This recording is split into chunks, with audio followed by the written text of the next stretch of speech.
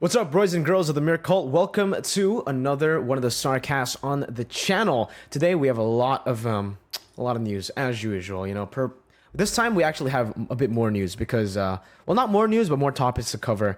We're going to be dissecting the entirety of MPLI playoff chance. So every team that you guys expect to still have a chance to upper brackets or chance to playoffs, we're going to be talking about the chances with the help of our friend, the best analyst in Indonesia, KB. He made a special document Excel sheet, and you guys will see it later. So let's get straight into MPLI playoff chance. All right, dudes, we're going to start off with RRQ and GEEKFAM. But before that, right? Big shout out to KB, the best analyst in Indonesia. My God, bro. I mean, he made this thing and he gave me permission to use it. This whole like simulation thing of exactly what can happen. Though there will be some like hiccups in the stats, I gotta give him props, man, for like all this. There's a lot of like, it's crazy. I don't even know how to do this. It's Excel God. Maybe you guys can do it, but I can't do it. So thank you so much, KB. Shout out to KB. If you guys speak Indonesian or want to learn how to speak Indonesian and then learn his analysis, go and check out his channel. It's going to be in the description below. Shout out to him again for letting me use this. But all right, let's get to the first part of this video, which is going to be RRQ and GEEKFAM. So for RRQ and GEEKFAM, let's first talk about RRQ. We're going to mix these two because both of them are fighting for upper brackets. If you guys don't know, Onyx have secured upper brackets. That's it. Like, even if they lose all their matches, they will still be in the upper brackets. Meanwhile, for RRQ, this one gets a little tough. All RRQ need to do is win one match. If they win the match against GEEKFAM, then it doesn't matter how many wins GEEKFAM gets after. They can 2-0 Rebellion and Aura, and they will still not make it, as you can see from what we have here, right? They only have 9 wins, and RRQ have 11. So, for RRQ, one match. That's all it takes. They can even lose to GEEKFAM. Here, let's say 2-0. They lose to GEEKFAM. As long as they win against DEWA, 2-1 even, it's fine. As you can see, again, GEEKFAM can win all 2-0s. They'll still be 10-6. So that's the best score that GEEKFAM can get if they win all their matches. 10-6, which is still less than 11-5. All right. So RRQ only one win, whether it be against GEEKFAM, whether it be against DEWA, and it doesn't matter what score it is. Even if RRQ win 2-1 against any of these teams, it's done. Okay. So we might just get the revelation of who's going to go to the upper brackets in the first day of week 8 through RRQ just winning against GEEKFAM. Now, you guys are probably wondering, Mirko, what's going to happen if GEEKFAM wins? How do they get to upper brackets? Well, sir, let's do it this way. The easiest way is for them to win all their matches 2-0 and for RRQ to lose against DEWA, right? It doesn't matter the score for the last one because, as you can see, GEEKFAM will have a 61% game rate, which makes them automatically above RRQ as long as they win all their matches and as long as GEEKFAM win all their matches, and if RRQ loses both their matches. It doesn't matter if they lose against DEWA 2-1, it'll still be the same. But here's the catch. Let's say it's both 2-1, right? 2-1 here, GEEKFAM versus RRQ is 2-1, and RRQ versus DEWA is 2-1, right? They'll have the same game win rate. So that means that RRQ or that GEEKFAM cannot drop a single game against Aura and cannot drop a single game against Rebellion. That's why I said it's crucial. If they want to stay here, if they want to still be, upper bracket contenders, it's crucial for them to get 2-0s. That'll be the best case scenario. But even if, let's say, it's a 2-1 against GEEKFAM, against RRQ for GEEKFAM, and they are able to get a 2-0 against Rebellion, and they have the same game win rate, it's still completely fine because GEEKFAM will be the ones qualifying, not RRQ. Why? Because here, I'll tell you guys again. The first thing you look at in MPLID is match, then match win rate.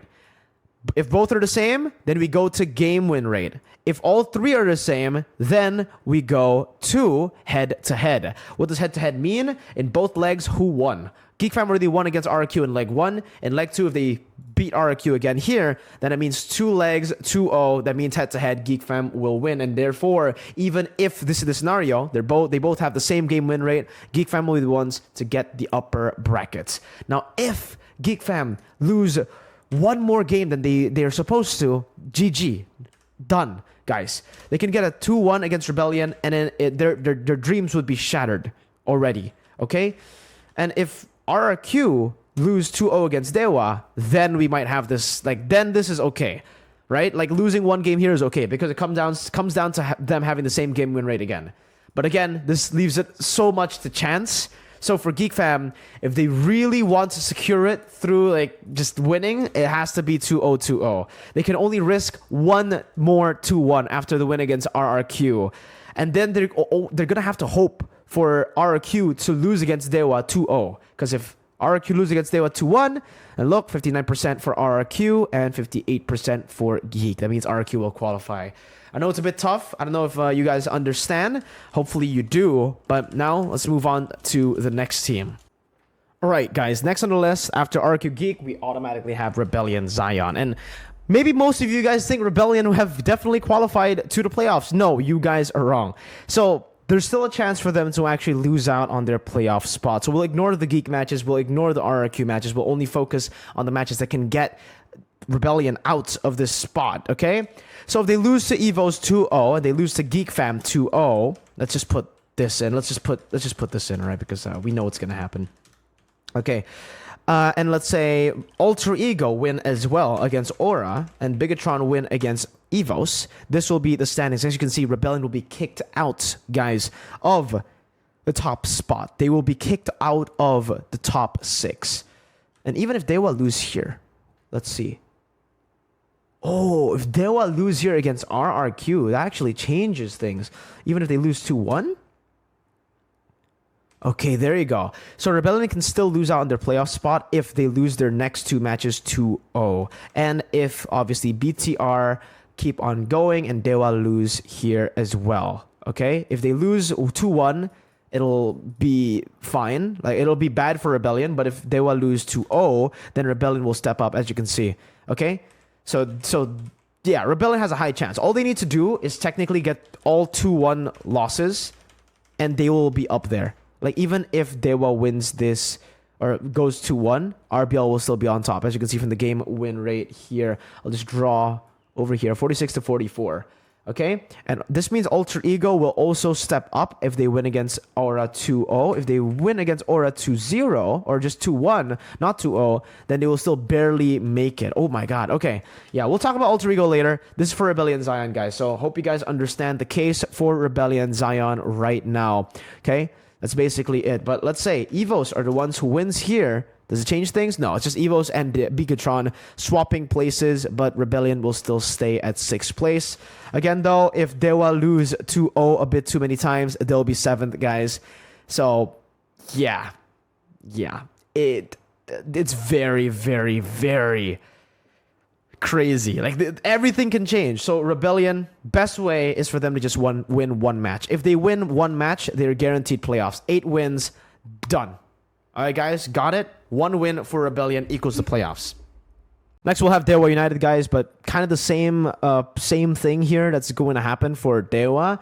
As long as they are able to get 1 win, then it'll guarantee their playoff spot. They have to win against RRQ.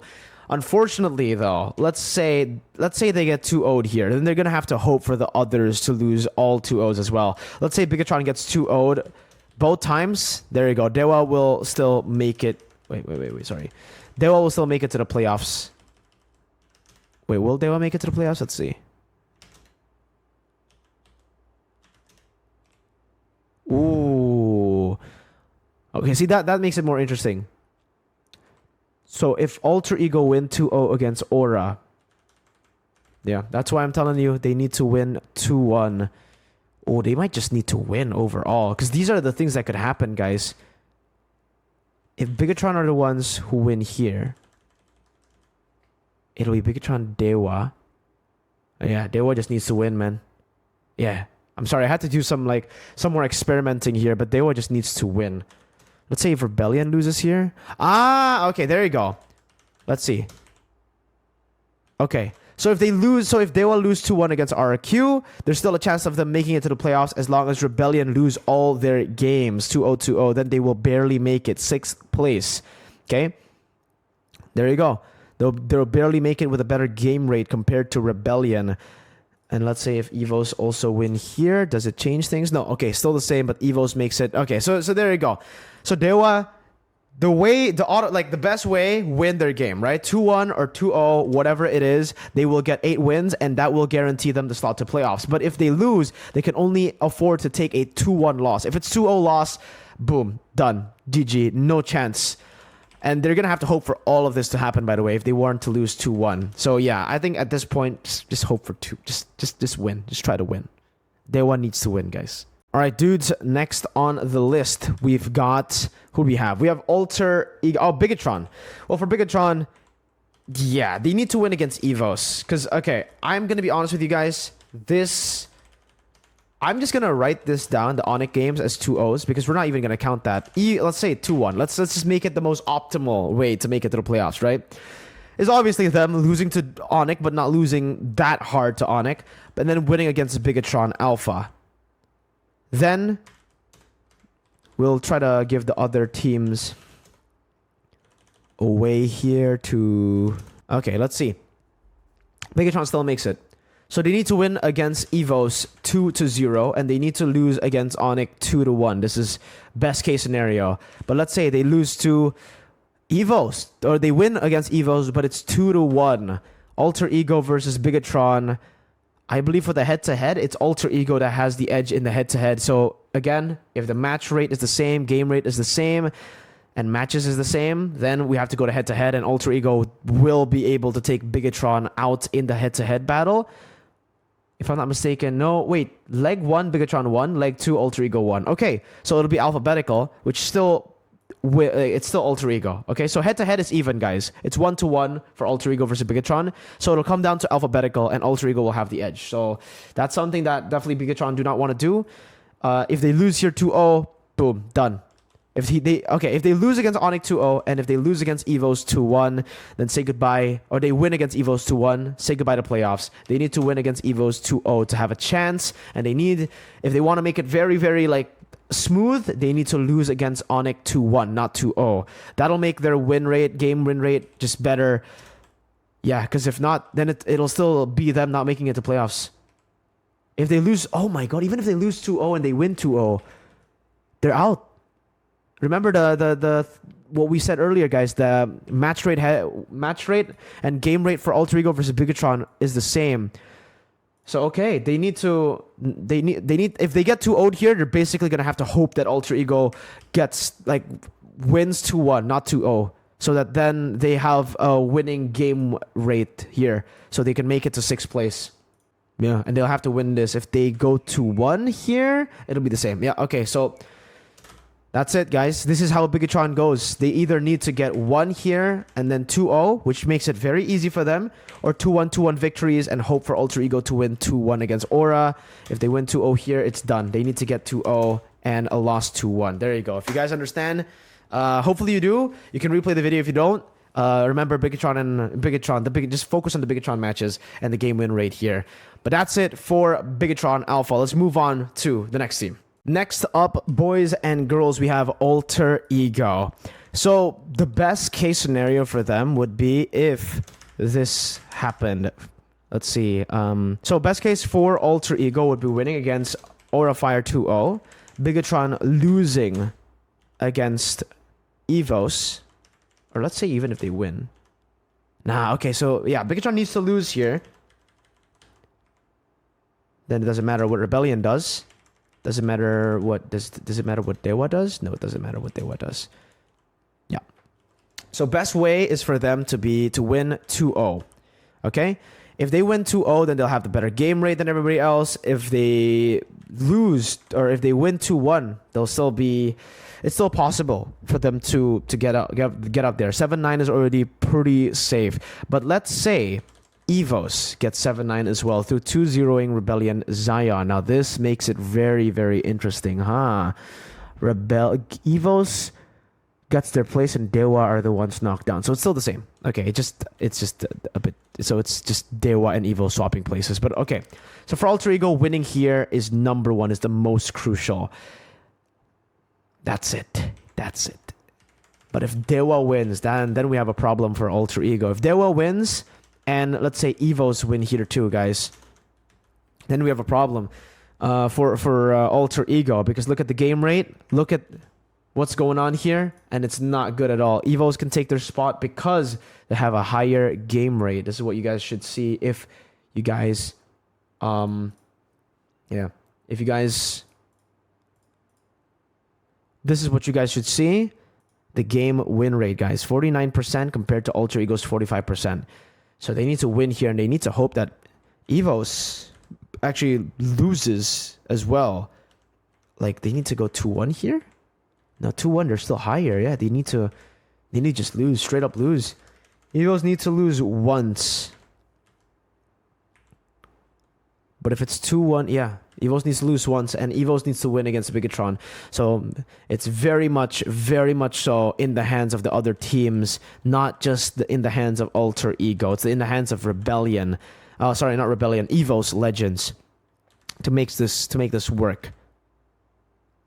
Because if yeah, that's it. So Alter Ego, they win their match, preferably 2-0, and then they will have a good time. They will have a better time, but it's not safe just yet, basically. And now we'll do a speed round for EVOS Legends and Aura Fire. Let's go for EVOS first. Best case scenario with them will just be them winning 2-0 against BTR and against Rebellion Zion. That way, it doesn't matter what happens next. All EVOS Legends will go up. You see, as you can see, even with Alter Ego winning 2-0, EVOS Legends will make it in the 6th place there, barely winning through game rate. But let's say they win in both 2-1s. Do they still get there? Let's test it out. Yeah, they still get there. So winning both their matches is crucial, because I don't count the Onyx match as a match that they can win. Honestly, well, most optimal route would be winning against Onyx too. If they win against Onyx, then yeah, they will be in third place. If they win all their matches here, even in 2-1, 2-1, 2-1, they will be third place. So that's really, really good. But all the Onyx games I count as losses already. Even for Bigetron, I counted that as a loss, because let's be honest here, guys. I mean, in a fantasy world, we would all like to win against Onyx. But who knows? Maybe Onyx might deploy like their second team. Then EVOS might have a chance, right?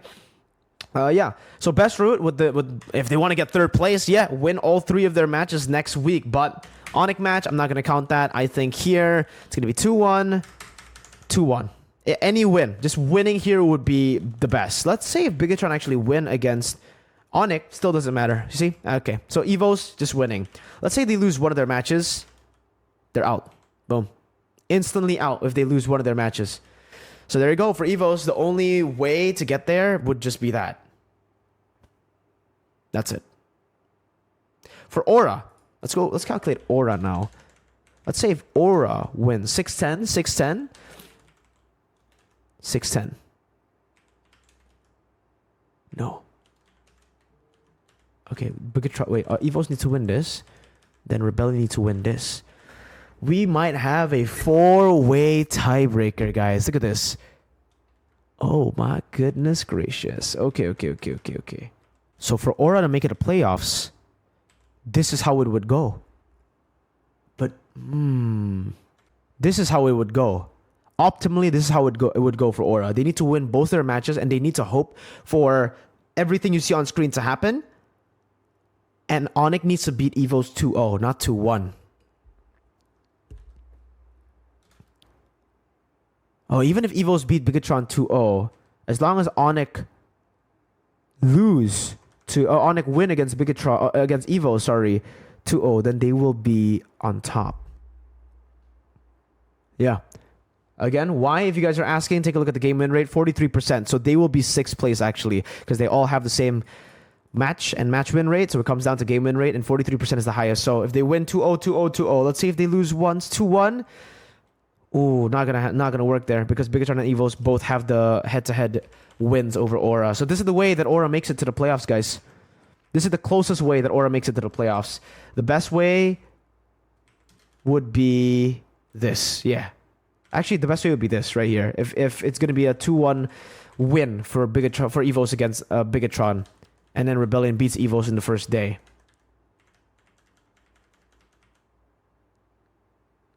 Oh no, they can't even do this. Sorry.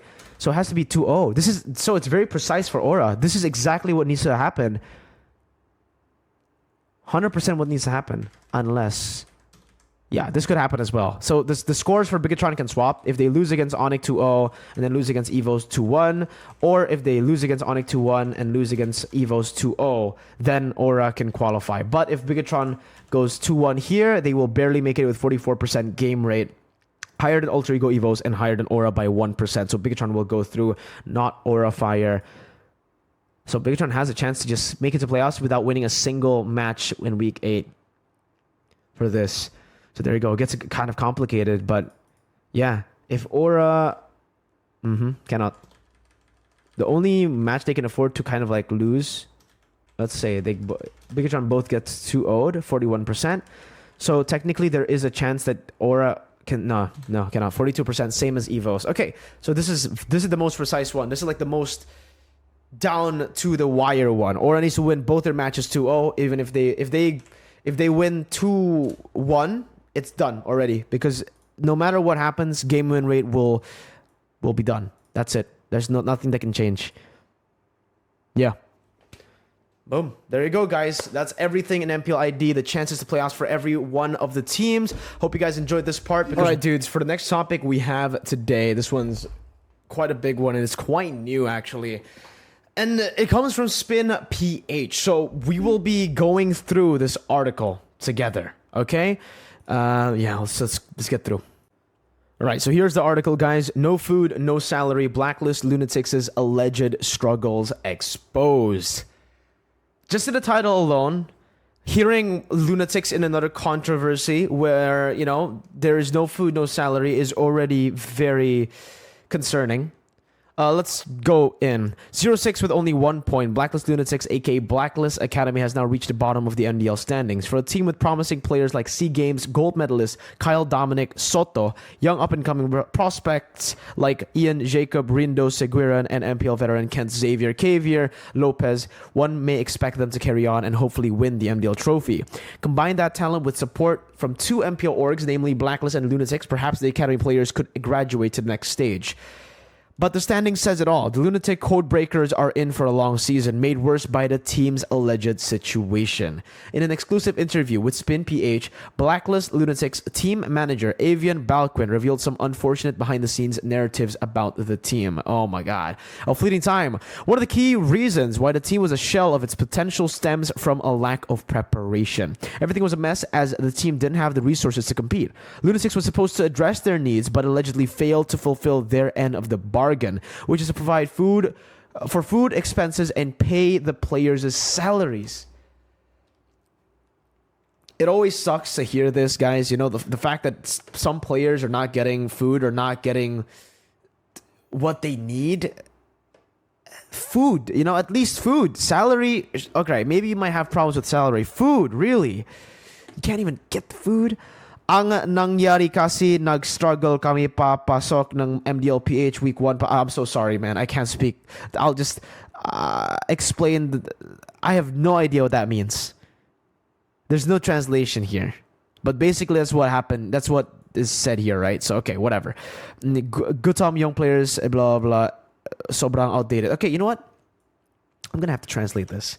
In case there are some important Tagalog to English. I'm sorry, guys. I cannot. I can't speak Filipino. All right. What happened was we struggled entering MDLPH. It was just week 1 before entering MDLPH. We struggled financially because our boss was not sending the players. We're hungry. Okay, so it's the same thing. All right. Pinalayas kami sa bootcamp namin. But the lack of equipment wasn't the only concern for the team as they were jettisoned out of their original bootcamp. It likewise didn't help the team lack the needed internet connection for them to test their skills. With the team being hampered by a logistic crisis, time was already against the MDL squad. She further narrated, wait, I'm sorry. So we didn't have practice then. We struggled with the food, Lunatics didn't send anyone. So maybe before the start, week 1 of the MDL starts in 1 week, then we find a boot camp at the Blacklist MDL manager. Okay. She further narrated, during those 3 days, we moved equipment. We took care of Wi-Fi. It took a long time to hang up because Converge was far away from our boot camp, so we waited there for 4 days before we were able to hang up then. We only practiced for 2 days before the start of week 1 of the MDL. Members of Blacklist Lunatics sleeping on the floor with no air conditioning. Dude, it sucks seeing players like this, man. Like, for players, they should only be focusing on, you know, practicing and getting better at the game. They shouldn't have to be exposed to this kind of like bullshit, man. So sad. Given the current situation, some sacrifices had to be made to keep players motivated. Balquin and other heads of the team decided to use their salaries and pay for the team's needs. Damn, bro. Shout out to them. God damn. But it wasn't just them who guided the team, as Blacklist likewise made their contributions as well. And when discussing Lunatic's role, here's what Balquin had to say. Blacklist is what helped us with service. That service is very important when we go to QC in Morado. Second, the gaming chairs they provided, then the phone they already provided. They also provided, at least we have a device for MDL. Damn. What's going on here, man? All right, there's a lot of Tagalog here. She added, oh my God, why is it so mixed, like English and Tagalog, man? Lunatics only sends money once a month. So Lunatics only sends money once a month. The boss only sends us once a month. Then the money is sent 2,500 pesos. How can you fit that in a month? 2,500 PHP to IDR. Let me just... What the fuck? It's giving 2,500 pesos? That is 676,000 IDR, and that you can't even live you can't live in Jakarta with that, bro. Well, you can barely live. Like, you can get food. That's it. But not for 5 players. How can you fit that in a month? Yes, ridiculous amount. Well, there are about 9 of us here. So yeah, the 2,500 is for 9 of them. Okay, so 2,500 to 5,000. Doesn't matter. 5,000 for 9 people. Oh my God. She added, Kaya na gets, alright, gotta translate this again. So I got it. I'm not surprised that our standing is at the bottom. You'll play hungry. You'll think about your stomach, not the game. It was hard. Yeah. Eventually, the team decided to share their alleged issues with the MDL and Moonton. Other notable organizations from Southeast Asia also offer their assistance. Wow. What is wrong with Lunatics, bro? Actually, we reported this problem to MDL, then the ones who give us food, different teams. Rebellion of MDL ID. They have supported us even though they only gave a little. And then one of them seems to be part of the TNC Pro team. Rebellion is helping this Blacklist team. They have supported us even though they only gave a little. The fact that they support is crazy. Like, Rebellion has no ties with Blacklist, right? One of them seems to be a part of TNC. I don't get that part, but yo, my respect to Rebellion, man. Rebellion, wow. Props to Rebellion Zion, man. Or a Rebellion MDL team. What the hell? I have so much more respect for Rebellion now. What the hell? There are people who help us when we tell the story of the team's struggle today. Then we open an MDL in Moonton that we are abandoned. We are genost. Don't know what that means. So on our part, of course, it hurts. Absolutely. But this wasn't the first time that Lunatics allegedly jumped the ship, as the team has also been involved with other mishandled proceedings. Screenshots were then sent to Spin PH about these alleged incidents. How do you know Dash is a liar? He gave me a contact too about sponsor, and then he lost. You signed a contract. Every team is in Malaysia. No. Dash is a liar. And he ghosting me like you. He did the same thing to us after signing the contract. He left us behind. Every team knows Lunatics is a bad management in Malaysia. And my friend in Malaysia said like that too. Our players hungry every tournament because of him. He didn't provide anything like phones. Yeah, like team in Malaysia too. Foods, yes. Gaming chairs. I know about them. Don't you say it again. I already know about Lunatics. He promised to us that he provide all that he needs. That, oh my God. Get this team out of here, bro. It's so sad to see. Really. What he did to us wasn't good either. Then he also had a contract with MDL Indonesia, which he signed a contract with and then left Indonesia's MDL team. He also had a contract with MDL Indonesia. He signed a contract and then left.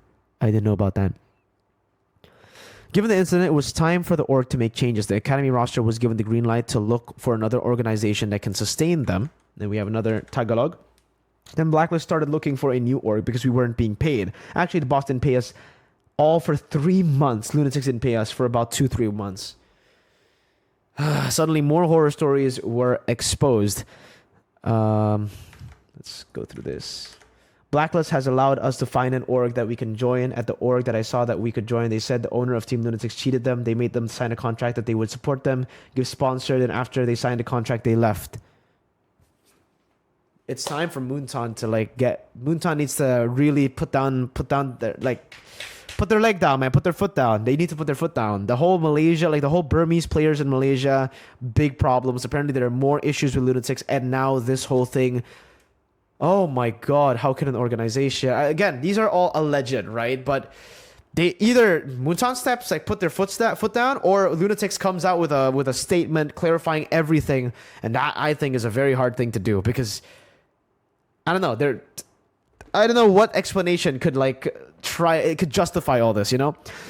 Motivating the team. Yeah, despite a series of unfortunate events, Balquin encouraged her team to deliver their best no matter what. While the whole world may seem to be against them, she encouraged them to fight on. Balquin is a top G. We gotta get a W Balquin in the chat, man. Holy moly. For now, we are at the bottom. You understand why we are at the bottom, but it is not because our situation is like this. We will let our results be like this. Explain Balquin to the team. So sad, man. We really try our best to get a win, even though sometimes they play scrims and tournaments without food. It's okay. We just go to the tournament. Damn, bro. Like, that's crazy. I always tell them that they can only handle it because the blacklist is always there. Those who should be provided, they provide. So that's where we draw strength from. Blacklist International. Wow. Wow, wow, wow. And I mean, like, I know this is a Lunatic's problem, but honestly, Blacklist needs to be... Blacklist could take this as like a learning... like as a good lesson, you know. Don't sign agreements with orgs who can't be trusted. It's very hard to tell if an org can be trusted, so we can't really blame Blacklist, but they need to do like a more thorough background check and stuff, you know. So far, the team is showing promises. The MBL squad secures a win against TNC, though they eventually lost the series. Oh my god, they lost the series. They got reverse swept. Now we're able to recover from practice. We're alone with TNC. We're about to sweep. Wow. Wow, guys. It's honestly crazy that this is going on. Again, with the Lunatics, there has to be... What the hell, man? Earlier on this year, we already... Well, not this year, but before Season 12 started for MPL Indo, there was already a lot of drama with the Burmese players, Kid and Zipix for Lunatics. And even though all that has been clarified... Now it makes people even, makes people lose trust even more for this organization, for Lunatics. So either Lunatics comes out with a statement to justify everything, to clarify everything, which is, I think, a very hard thing to do, or Muntan puts their foot down and says, you know what, Lunatics, what the hell? What are you doing? They're not even doing good in MPL Malaysia right now. So, yeah, I mean, this is a team that right now, I think a lot of people will be hoping for them to get relegated. It's so disgusting, the practices that they are doing. Oh my god, with all the issues.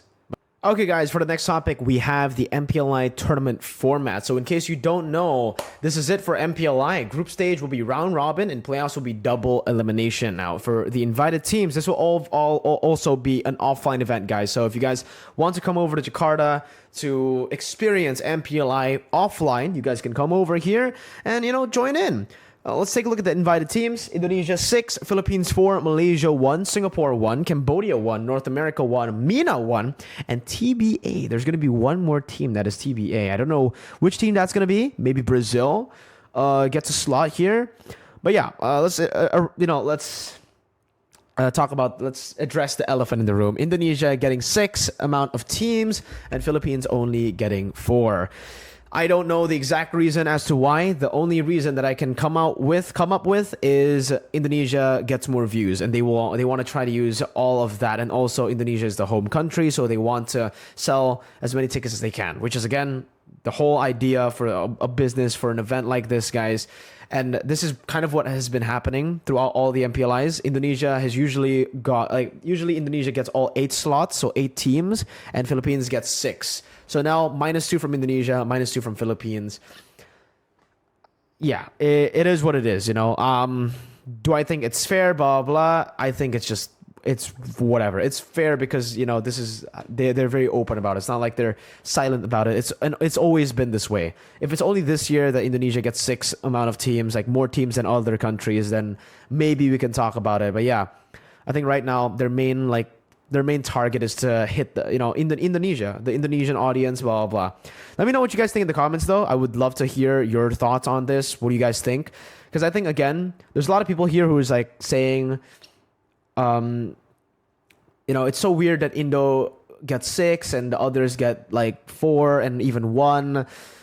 But again, this is kind of like what we've been seeing for so long. Remember, MPLIs before have always been Indonesia with 8, so It's normal, you know. Let's take a look at the group stage here. So this is it. Round robin format. All matches will be in a best of one. Oh, group drawing will be determined by a fan vote. Fan vote. The teams placing first in each. What did they remove the captain's draft? The captain's draft was such a cool thing for MPLI. So like the champions get to choose their bracket. Oh, very, very sad that they took it away. The teams placing first in each group will advance to the upper brackets of the playoffs. The teams placing second in each group will advance to the lower brackets. The bottom two teams from each group will be eliminated. Oh, elimination in the groups already. Interesting. Double elimination format. All matches will be in best of 3 except grand finals, which will be in best of 5. There you go. I think it's very cool. The format and the group stages. I would have personally preferred the captain's draft again. For like group stages to be chosen by like captains, you know, so champions of each region gets to choose teams. That would be cool, right? I mean, like, so when you're a champion of a region, you have a benefit of choosing teams and you get to go at it. Yeah, I think that one was a bit of a miss because they have 4 champions. Like, they have more actually. Yeah, so Malaysia, Singapore will be champions. Cambodia, North America will be champions as well. So okay. Maybe they can't do that with only 4 groups. There are more than 4 champions. But I think they can just take like the major regions, you know, and do what they've always done before. The captain's draft was such a unique thing that MPLI had going for them. I really loved the captain's draft. I think that's like one of the things that I was always like, damn, I can't wait for the captain's draft. Can't wait to see how, you know, it gets chosen. I don't know what fan vote means, by the way. The group drawings will be determined by fan vote. Fan vote? I don't know about that. I don't know what the fan vote is. So, yeah, we'll see. But let me know what you guys think in the comment section down below about MPLI and the new format. And now we're going to be moving on to the final topic of the day. All right, dudes, this is the final topic of the day. And basically, I'm not going to translate the whole thing, but Mr. AP, the CEO, or the co-founder and CEO of RRQ, he has made a police report for the person or a bunch of people or a person. I don't know if it's like a bunch of person or a bunch of people or a person, but he has made a police report for the people here who have been reporting and deleting people's IGs. So apparently when players' IGs get like reported, get spam reported, these people use bots, use like all special kinds of weird ways to actually report. So the things that we have seen in the past as well mostly has been through this. I don't know if all of them has been through this, through like this person or the group of people that has been spam reporting. I also got my IG banned at MSC when I drew Onyx versus EVOS. It was random, by the way, but yeah, that's how it works in Indo for the most part because of these guys. And I'm really glad that Mr. AP has made a police report and these guys, I hope, get some jail time, man, because I think for me personally, luckily, I don't really get a lot of endorsements on IG. That's not my main social media. YouTube is my main social media, and sometimes I do get like kind of like scared when my YouTube gets hacked and stuff. But luckily for me, IG is not like my main business source, right? So whatever. But for a lot of these players, a lot of the social media casters, Indonesian casters, IG is super important. And when it gets reported like that, spam reported by these people, they basically lose a lot of money because they have to rebuild everything and they don't have the same rates. They can't just give out like the same rates that they have for a 100,000 account compared to a new account that they made with only 10,000 followers. You know what I mean?